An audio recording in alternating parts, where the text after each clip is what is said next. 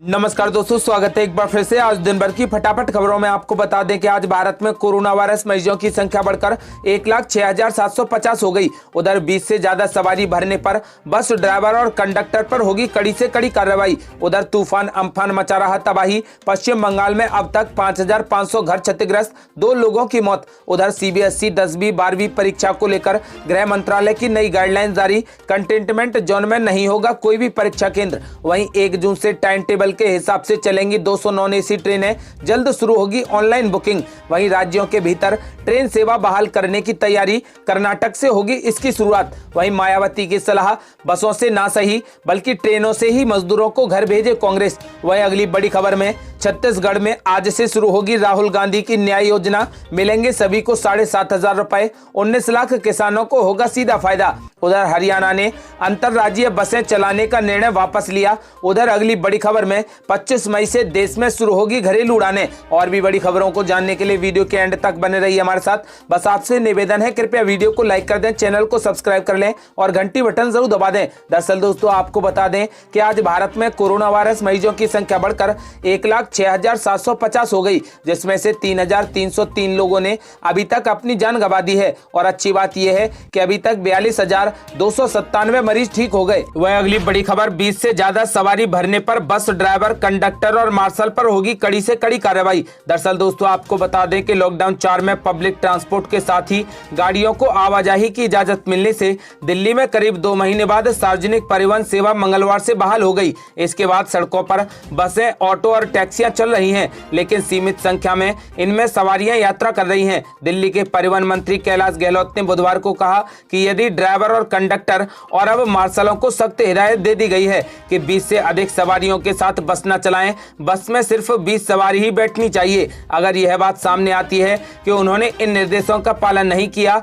तो तीनों के खिलाफ कड़ी से कड़ी कार्रवाई की जाएगी। ज्यादातर दिल्ली परिवहन निगम यानी डीटीसी की बसें रेलवे स्टेशनों पर प्रवासियों को लाने के काम में लगी हुई हैं। आज हमें जानकारी मिली है कि राजस्व विभाग को लगभग 1200 बसों की आवश्यकता है और पुलिस को भी 400 से 500 बसों की बेहद आवश्यकता है। कैलाश गहलोत ने बताया कि सार्वजनिक परिवहन को बहाल करने के संबंध में विभाग सभी जरूरी सावधानी बरत रहा है और लोगों से मास्क पहनने और सोशल डिस्टेंसिंग का पालन सुनिश्चित करने का अनुरोध किया गया है। आपको बता दें कि अब यदि दिल्ली में 20 से अधिक सवारी किसी भी बस में बैठी दिखाई दी तो फिर कंडक्टर, बस ड्राइवर और मार्शल पर कड़ी से कड़ी कार्रवाई की जाएगी। वह अगली बड़ी खबर, चक्रवाती तूफान अम्फान मचा रहा भारी तबाही। पश्चिम बंगाल में 5,500 घर क्षतिग्रस्त, 2 लोगों की मौत। दरअसल दोस्तों, आपको बता दें कि पश्चिम बंगाल में बुधवार को 190 किलोमीटर प्रति घंटे की रफ्तार वाले विकराल चक्रवाती तूफान अम्फान के कारण भारी तबाही हुई और कम से कम 2 लोगों की मौत हो गई।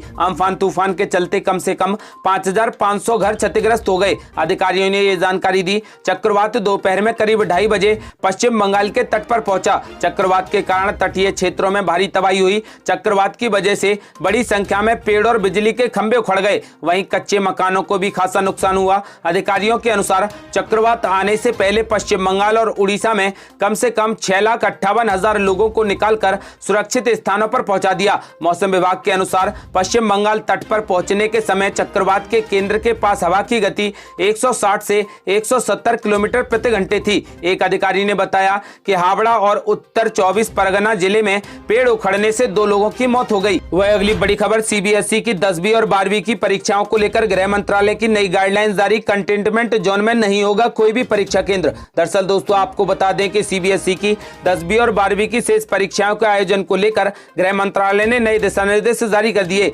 सभी स्कूलों को परीक्षा के दौरान इन नई गाइडलाइन का पालन करना होगा। गृह मंत्रालय की नई गाइडलाइन के मुताबिक परीक्षा केंद्र में सोशल डिस्टेंसिंग को ध्यान में रखकर परीक्षा कराई जाएगी। परीक्षा केंद्र में थर्मल स्क्रीनिंग और सैनिटाइजर का भी बंदोबस्त करना जरूरी है। आपको बता दें कि किसी भी कंटेनमेंट जोन में परीक्षा केंद्र नहीं होगा। परीक्षा केंद्रों में मौजूद सभी छात्रों, शिक्षकों एवं स्टाफ के अन्य कर्मियों के लिए फेस मास्क पहनना अनिवार्य होगा। इसके अलावा मंत्रालय की ओर से यह भी कहा गया है कि स्टूडेंट्सों को परीक्षा केंद्रों तक पहुंचाने के लिए स्पेशल बसों का संचालन करवाया जा सकता है। केंद्रीय गृह मंत्री अमित शाह ने बुधवार को कहा कि 10वीं और 12वीं की शेष बोर्ड परीक्षाओं के आयोजन के लिए लॉकडाउन के नियमों में छूट देने का फैसला किया गया है। गृह मंत्री अमित शाह ने इस संबंध में ट्वीट कर कहा कहा कि विद्यार्थियों के हितों को ध्यान में रखते हुए सोशल डिस्टेंसिंग, फेस मास्क जैसी शर्तों के साथ 10वीं 12वीं बोर्ड की शेष परीक्षाओं के आयोजन के लिए लॉकडाउन के नियमों में कुछ छूट देने का फैसला किया गया है। वह अगली बड़ी खबर, 1 जून से टाइम टेबल के हिसाब से चलेंगी 200 नॉन एसी ट्रेनें, जल्द शुरू होगी ऑनलाइन बुकिंग।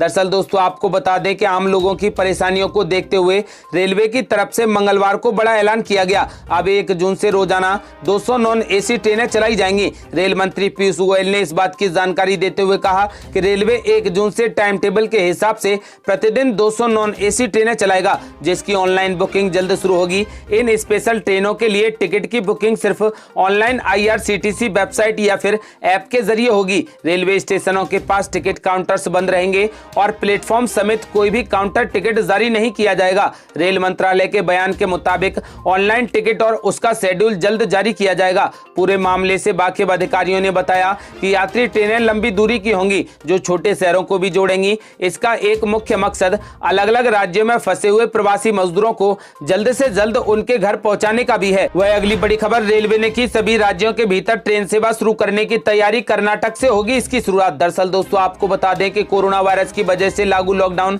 4.0 में रेलवे कुछ और भी राहत देने जा रहा है। दक्षिण पश्चिम रेलवे ने 22 मई से कर्नाटक में ट्रेन सेवा शुरू करने का फैसला किया है। जानकारी के मुताबिक बंगलुरु, हुबली, बेलगावी और मैसूरू बंगलुरु स्पेशल ट्रेन 22 मई से चलने लगेंगी। इन ट्रेन की बुकिंग भी IRCTC पोर्टल के जरिए ऑनलाइन ही होगी। आपको बता दें कि कोरोना वायरस लॉकडाउन शुरू होने के बाद पहली बार रेलवे राज्यों के भीतर ट्रेन सेवा शुरू करने जा रहा है। आपको बता दें कि इसके अलावा पीयूष गोयल ने राज्यों से अनुरोध किया कि वह श्रमिकों की सहायता करें और नजदीकी मेनलाइन स्टेशन के पास उनका पंजीकरण करवाकर लिस्ट रेलवे को उपलब्ध कराएं, जिससे कि रेलवे स्पेशल ट्रेनों का संचालन कर सके। आपको बता दें कि पीयूष गोयल ने कहा कि मजदूरों से आग्रह है कि वे अपने स्थान पर ही रहें। भारतीय रेलवे जल्द ही उन्हें अपने गंतव्य स्थान तक पहुंचाएगा। वह अगली बड़ी खबर, बसपा सुप्रीमो मायावती की सलाह, बसों से ना सही ट्रेनों से ही मजदूरों को घर भेजे कांग्रेस। दरअसल दोस्तों आपको बता दें कि यूपी में बसों द्वारा श्रमिकों को पहुंचाने पर योगी सरकार और कांग्रेस आमने सामने आ गए। बीजेपी और कांग्रेस में जुबानी जंग अभी भी छिड़ी है। इसी बीच बीएसपी सुप्रीमो मायावती ने इस मुद्दे को लेकर दोनों दलों पर हमला बोला। मायावती ने प्रवासी मजदूरों को घर भेजने को लेकर सलाह भी दी है। इस मामले को लेकर मायावती ने बुधवार को एक के बाद एक कई ट्वीट किए। पहले ट्वीट में मायावती ने कहा कि पिछले कई दिन से प्रवासी श्रमिकों को घर भेजने के नाम पर खासकर भाजपा व कांग्रेस द्वारा जिस प्रकार से घिनौनी राजनीति की जा रही है, यह अति दुर्भाग्यपूर्ण है। आपको बता दें कि कहीं ऐसा तो नहीं कि ये पार्टियां आपसी मिली भगत से एक दूसरे पर आरोप और प्रत्यारोप करके इनकी त्रासदी से ध्यान हटा रही है। वह अगली बड़ी खबर, हरियाणा ने अंतर्राज्यीय बसें चलाने का निर्णय लिया वापस। दरअसल दोस्तों आपको बता दें कि हरियाणा सरकार ने बुधवार को अंतर्राज्यीय बसें चलाने का फैसला वापस ले लिया, लेकिन कहा कि राज्य के भीतर बस सेवा चलती रहेगी। गृह मंत्री अनिल विज ने मुख्यमंत्री मनोहर लाल खट्टर से मुलाकात की थी और उन्हें बताया कि यात्रियों पर नजर रखने में मुश्किल होगी, क्योंकि लोग एक राज्य से दूसरे राज्य में यात्रा करेंगे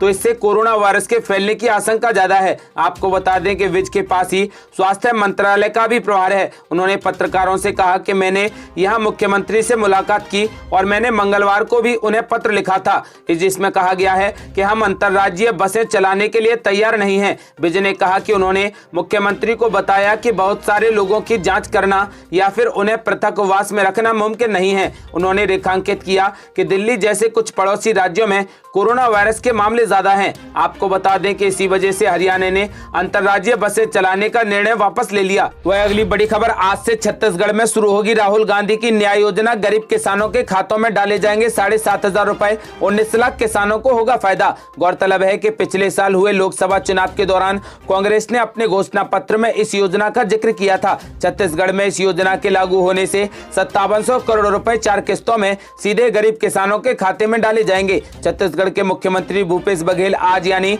21 मई को राजीव गांधी न्याय योजना की शुरुआत करने जा रहे हैं। आपको बता दें कि आज 12 बजे कांग्रेस अध्यक्ष सोनिया गांधी और पार्टी के पूर्व अध्यक्ष राहुल गांधी वीडियो कॉन्फ्रेंसिंग के जरिए इस योजना की शुरुआत करेंगे। आपको बता दें कि इसमें एक साल में 5700 करोड़ रुपए 4 किस्तों में सीधे गरीब किसानों के खातों में डाले जाएंगे, जिससे कि 19 लाख किसानों को फायदा मिलेगा। इसके अलावा गन्ना किसानों को भी लगभग 10 करोड़ रुपए का सीधा फायदा पहुंचेगा। आपको बता दें कि छत्तीसगढ़ सरकार कांग्रेस शासित राज्यों में पहली सरकार है जो न्याय योजना को लागू करने जा रही है। वह अगली बड़ी खबर, 25 25 मई से देश में शुरू होंगी घरेलू उड़ानें, गृह मंत्रालय ने हटाया घरेलू हवाई यात्रा से प्रतिबंध। दरअसल दोस्तों आपको बता दें कि केंद्रीय नागरिक उड्डयन मंत्री हरदीप सिंह पुरी ने जानकारी दी है कि 25 मई से चरणबद्ध तरीके से देश में विमान सेवाएं शुरू की जाएंगी। इसके लिए उन्होंने एयरपोर्ट्स और विमान कंपनियों को तैयार रहने को कहा। आपको बता दें कि देश में अंतर्राष्ट्रीय उड़ानें 23 मार्च और घरेलू उड़ानें 25 मार्च से बंद है। गृह मंत्रालय ने बुधवार को लॉकडाउन के दौरान